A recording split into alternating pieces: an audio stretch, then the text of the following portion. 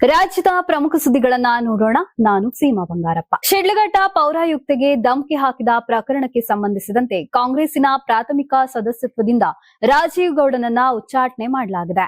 KPCC ಅಧ್ಯಕ್ಷರು ಆಗಿರುವ DCM DK Shivakumar ಅವರ ಶಿಫಾರಸಿನ ಮೇರೆಗೆ ಅಮಾನತು ಮಾಡಲಾಗಿದೆ. ಇನ್ನು ಎಫ್ಐಆರ್ ದಾಖಲಾಗಿ 1 ವಾರವಾದರೂ ಬಂಧಿಸದೇ ಇರುವುದಕ್ಕೆ ವ್ಯಾಪಕ ವಿರೋಧ ವ್ಯಕ್ತವಾಗಿದೆ. ರಾಜೀವ್ ಗೌಡ ಬೆನ್ನಿಗೆ ಪ್ರಭಾವಿ ಸಚಿವರು ನಿಂತಿರೋ ಮಾತು ಕೇಳಿಬರ್ತಿದೆ. Rajeev Gowda notorious criminal. ಆತನ ಮೇಲೆ ಒಟ್ಟು 16 ಪ್ರಕರಣಗಳಿವೆ. ಅಕ್ಕಪಕ್ಕದ ರಾಜ್ಯಗಳಲ್ಲೂ ಹುಡುಕಾಟ ಮುಂದುವರೆದಿದ್ದು ಆದಷ್ಟು ಬೇಗ ಬಂಧಿಸುವುದಾಗಿ ಚಿಕ್ಕಬಳ್ಳಾಪುರ ಎಸ್ಪಿ ಕುಶಾಲ್ ಚೌಕ್ಸಿ ಹೇಳಿದ್ದಾರೆ. ಬಿಜೆಪಿ ರಾಜ್ಯಾಧ್ಯಕ್ಷರಾಗಿ ಬಿವೈ ವಿಜಯೇಂದ್ರ ಅವರೇ ಮುಂದುವರಿಯುವ ಸಾಧ್ಯತೆ ಹೆಚ್ಚಾಗಿದೆ. ಈ ಮೂಲಕ ಬಿಜೆಪಿ ರಾಷ್ಟ್ರೀಯ ಅಧ್ಯಕ್ಷರಾಗಿ ನಿತಿನ್ ನಬೀನ್ ಅಧಿಕಾರ ಸ್ವೀಕಾರದ ಬೆನ್ನಲ್ಲೇ ರಾಜ್ಯ ನಾಯಕತ್ವದ ಬದಲಾವಣೆ ಕುರಿತು ಗೊಂದಲಗಳಿಗೆ ತೆರೆಬಿದ್ದಂತಾಗಿದೆ. ಕಿರಿಯ ಎಂಬ ಕಾರಣ ಕೊಟ್ಟು ವಿಜೇಂದ್ರಗೆ ವಿರೋಧ ವ್ಯಕ್ತಪಡಿಸುತ್ತಿದ್ದ ಹಿರಿಯ ನಾಯಕರ ಸ್ಪಷ್ಟ ಸಂದೇಶ ನೀಡಲಾಗಿದೆಯಂತೆ. ಮುಂದಿನ ವಿಧಾನಸಭಾ ಚುನಾವಣೆಯ ವೇಳೆಗೂ ವಿಜೇಂದ್ರ ರಾಜ್ಯಾಧ್ಯಕ್ಷರಾಗಿ ಮುಂದುವರಿಯುತ್ತಾರೆ ಎಂದು ಪಕ್ಷದ ಹಿರಿಯ ನಾಯಕರು ಹೇಳಿದ್ದಾರೆ. ಇದು ವಿಜೇಂದ್ರ ಅವರ ನಾಯಕತ್ವದ ಮೇಲೆ ಹೈಕಮಾಂಡ್ ವಿಶ್ವಾಸವನ್ನ ಎತ್ತಿ ಹಿಡಿದಂತಾಗಿದೆ. ರಾಜ್ಯದ ಕ್ರಿಕೆಟ್ ಅಭಿಮಾನಿಗಳಿಗೆ ಕೆಎಸ್ಸಿಎ ಗುಡ್ ನ್ಯೂಸ್ ನೀಡಿದೆ.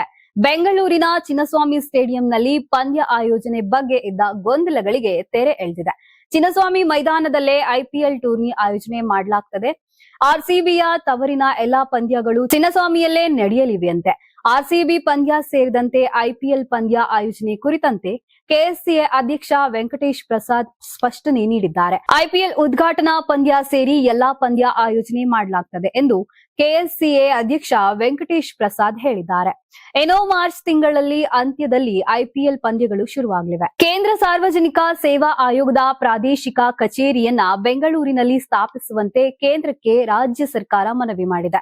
ಈ ಸಂಬಂಧ ರಾಜ್ಯ ಸರ್ಕಾರದ ಮುಖ್ಯ ಕಾರ್ಯದರ್ಶಿ ಡಾಕ್ಟರ್ ಶಾಲಿನಿ ರಜನೀಶ್, ಕೇಂದ್ರ ಸಿಬ್ಬಂದಿ, ಪಿಜಿ ಮತ್ತು ಪಿಂಚಣಿ ಸಚಿವಾಲಯದ ಸಿಬ್ಬಂದಿ ಮತ್ತು ತರಬೇತಿ ಇಲಾಖೆಯ ಕಾರ್ಯದರ್ಶಿ ರಚನಾ ಶಾ ಅವರಿಗೆ ಪತ್ರ ಬರೆದಿದ್ದಾರೆ. ಬೆಂಗಳೂರಿನಲ್ಲಿ ಯುಪಿಎಸ್ಸಿ ಪ್ರಾದೇಶಿಕ ಕಚೇರಿಯನ್ನ ಸ್ಥಾಪಿಸುವುದು ವಿಕೇಂದ್ರೀಕರಣ, ಪ್ರಾದೇಶಿಕ ಸಮಾನತೆ ಮತ್ತು ಯುವ ಸಬಲೀಕರಣ ಗುರಿ ಸಾಧಿಸಲು ಇಡುವ ಹೆಜ್ಜೆಯಾಗಿರಲಿದೆ. ಇದು ಕರ್ನಾಟಕ ಮತ್ತು ದಕ್ಷಿಣ ರಾಜ್ಯಗಳು ಯುಪಿಎಸ್ಸಿ ಸೇವೆಗಳು ಮತ್ತು ಅವಕಾಶಗಳಿಗೆ ಸಮಾನ ಪ್ರವೇಶವನ್ನ ಪಡೆಯುವುದನ್ನ ಖಚಿತಪಡಿಸುತ್ತದೆ. ಪರೀಕ್ಷೆಗಳು ಮತ್ತು ಇತರ ಪ್ರಕ್ರಿಯೆಗಳನ್ನ ನಡೆಸುವಲ್ಲಿ ಆಡಳಿತಾತ್ಮಕ ದಕ್ಷತೆಯನ್ನ ಸುಗಮಗೊಳಿಸುತ್ತದೆ.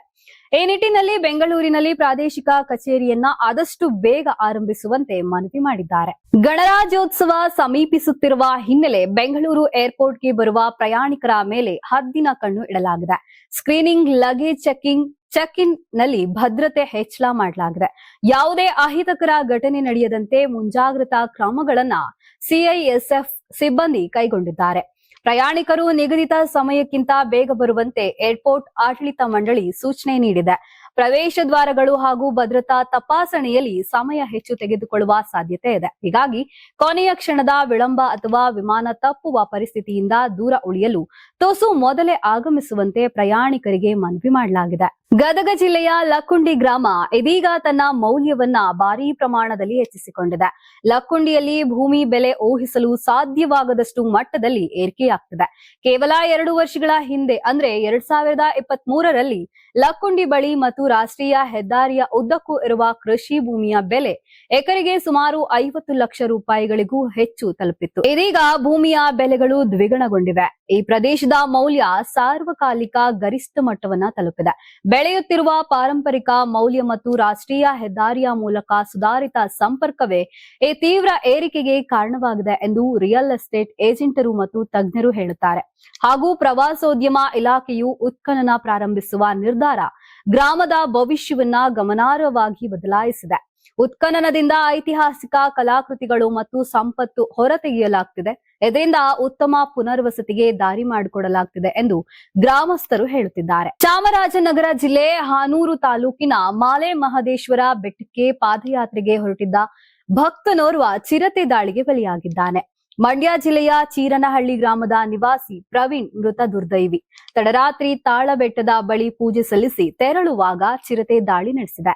ಪಾದಯಾತ್ರೆಗೆ ಹೊರಟಿದ್ದ 5 ತೆರಳುವಾಗ ತಡೆಗೋಡೆ ಮೇಲೆ ಕುಳಿತಿದ್ದ ಚಿರತೆಯನ್ನ ನೋಡಿ ಬೆಚ್ಚಿ ಬಿದ್ದಿದ್ದಾರೆ.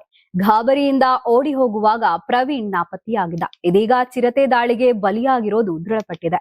ಸುಮಾರು 1 ಕಿಲೋಮೀಟರ್ನಷ್ಟು ದೂರ ಕಾಡಿನೊಳಗೆ ಚಿರತೆ ಶವವನ್ನ ಎಳೆದುಕೊಂಡು ಹೋಗಿದೆ.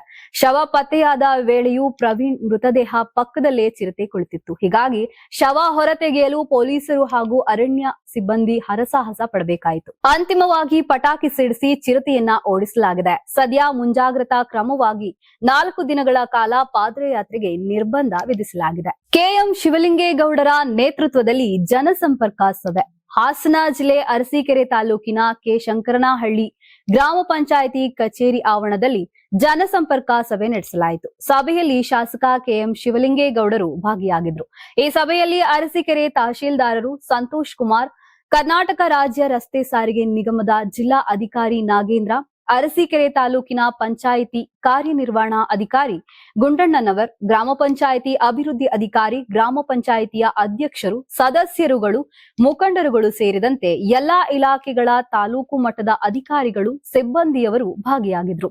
ಇನ್ನೂ ಹಲವು ಸಮಸ್ಯೆಗಳನ್ನ ಹೊತ್ತು ಬಂದಿದ್ದ ಜನರು ಶಾಸಕ ಶಿವಲಿಂಗೇಗೌಡರಿಗೆ ಅರ್ಜಿ ಸಲ್ಲಿಸಿದ್ರು. ಸ್ಥಳದಲ್ಲೇ ಹಲವು ಸಮಸ್ಯೆಗಳಿಗೆ ಪರಿಹಾರವನ್ನು ಕೂಡ ನೀಡಲಾಯಿತು. ಹಾಗೂ ವಿವಿಧ ಅಭಿವೃದ್ಧಿ ಕಾಮಗಾರಿಗಳ ಭೂಮಿ ಪೂಜೆಯನ್ನ ಶಾಸಕ ಕೆಎಂ ಶಿವಲಿಂಗೇಗೌಡರು ನೆರವೇರಿಸಿದ್ರು. 19 ವರ್ಷದ ಯುವತಿಯನ್ನ ಕೊಲೆ ಮಾಡಿ ನಿರ್ಜನ ಪ್ರದೇಶದಲ್ಲಿ ಶವ ಎಸೆದು ಹೋಗಿರುವ ಘಟನೆ ಧಾರವಾಡ ವಿನಯ್ ಡೈರಿ ಬಳಿ ನಡೆದಿದೆ. ನಗರದ ಗಾಂಧಿ ಚೌಕ್ ನಿವಾಸಿಯಾದ ರಕಿಯಾ ಪ್ಯಾರಾಮೆಡಿಕಲ್ ಮುಗಿಸಿ ಕೆಲಸಕ್ಕಾಗಿ ಹುಡುಕಾಟ ನಡೆಸಿದ್ರು.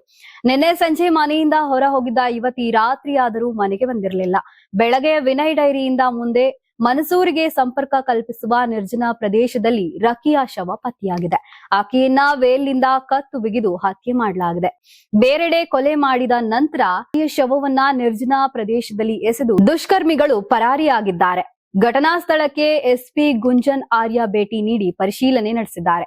ಘಟನೆ ಸಂಬಂಧ ಧಾರವಾಡ ಗ್ರಾಮೀಣ ಪೊಲೀಸ್ ಠಾಣೆಯಲ್ಲಿ ಕೇಸ್ ದಾಖಲಾಗಿದೆ. ಧಾರವಾಡ ಜಿಲ್ಲೆಯ ಅಣ್ಣಿಗೇರಿ ತಾಲೂಕಿನ ಭದ್ರಾಪುರದಲ್ಲಿ 2025 ನವೆಂಬರ್ 11ರಂದು ಬಾಬಾಜಾನ್ ಚಿನ್ನೂರ್ ಎಂಬುವವರು ಸಾವನ್ನಪ್ಪಿದ್ರು ಹಾಗೂ ಅಂತ್ಯ ಸಂಸ್ಕಾರ ನಡೆದ 2 ತಿಂಗಳ ಮೇಲಾಗಿದೆ. ಆದ್ರೆ ಇದೀಗ ಕ್ಲೋಸ್ ಆಗಿದ್ದ ಪ್ರಕರಣಕ್ಕೆ ಈ ಮೂಲಕ ಬಿಗ್ ಟ್ವಿಸ್ಟ್ ಸಿಕ್ಕಿದೆ. ಬಾಬಾಜಾನ್ ನಾರ್ತ್ ವೆಸ್ಟ್ ಕೆಎಸ್ಆರ್ಟಿಸಿಯಲ್ಲಿ ಡ್ರೈವರ್ ಆಗಿದ್ರು. ಪತ್ನಿ ಮತ್ತು ಹಾಗೂ 2 ಮಕ್ಕಳ ಜೊತೆ ಸಂಸಾರ ಮಾಡ್ತಿದ್ರು. ಆದ್ರೆ ಇದ್ದಕ್ಕಿದ್ದಂತೆ ಮಗನ ಸಾವಿನ ಸುದ್ದಿಗೆ ಪೋಷಕರ ಕಿವಿಗೆ ಬಿದ್ದಿದೆ. ಸೊಸೆಯ ಮೇಲೆ ಹತ್ಯೆಗೈದಿರುವ ಅನುಮಾನ ವ್ಯಕ್ತಪಡಿಸಿದ್ರು. ಇದಕ್ಕೆ ಪುಷ್ಟಿ ಕೊಡುವಂತೆ ಸ್ವಗ್ರಾಮ ಭದ್ರಾಪುರದಲ್ಲಿ ಬಾಬಾಜಾನ್ ಅಂತ್ಯಕ್ರಿಯೆ ನೆರವೇರಿಸಲಾಗಿತ್ತು. ಬಳಿಕ ಎಸ್ಪಿಗೆ ಮೃತನ ಪೋಷಕರ ದೂರು ನೀಡಿದ್ದಾರೆ. ಇದೀಗ ತಹಶೀಲ್ದಾರ್ ನೇತೃತ್ವದಲ್ಲಿ ಸಮಾಧಿಯಿಂದ ಬಾಬಾಜಾನ್ ಮೃತದೇಹವನ್ನ ಹೊರತೆಗೆಯಲಾಗಿದೆ. ಮರಣೋತ್ತರ ಪರೀಕ್ಷೆ ರವಾನಿಸಲಾಗಿದೆ. ಇದಿಷ್ಟು ಹೊತ್ತಿನ ರಾಜ್ಯದ ಪ್ರಮುಖ ಸುದ್ದಿಗಳು. ನೋಡ್ತಾ ಇರಿ ಕರ್ನಾಟಕ ಟಿವಿ, ಇದು ಕನ್ನಡಿಗರ ಧ್ವನಿ. ನೀವು ಸಣ್ಣ ಆಗ್ಬೇಕಲ್ವಾ? ಅದು ಒಂದು ಉತ್ತಮ ಆಹಾರದಿಂದ ಸಣ್ಣ ಆಗ್ಬೇಕಲ್ವಾ? ಪ್ರತಿದಿನ ನಮ್ಮ ಜೀನಿ ಸ್ಲಿಮ್ ನ ಯೂಸ್ ಮಾಡಿ ಯಾವುದೇ ಸೈಡ್ ಎಫೆಕ್ಟ್ ಇಲ್ದಂಗೆ ನೀವು ಸಣ್ಣ ಆಗ್ತೀರಾ.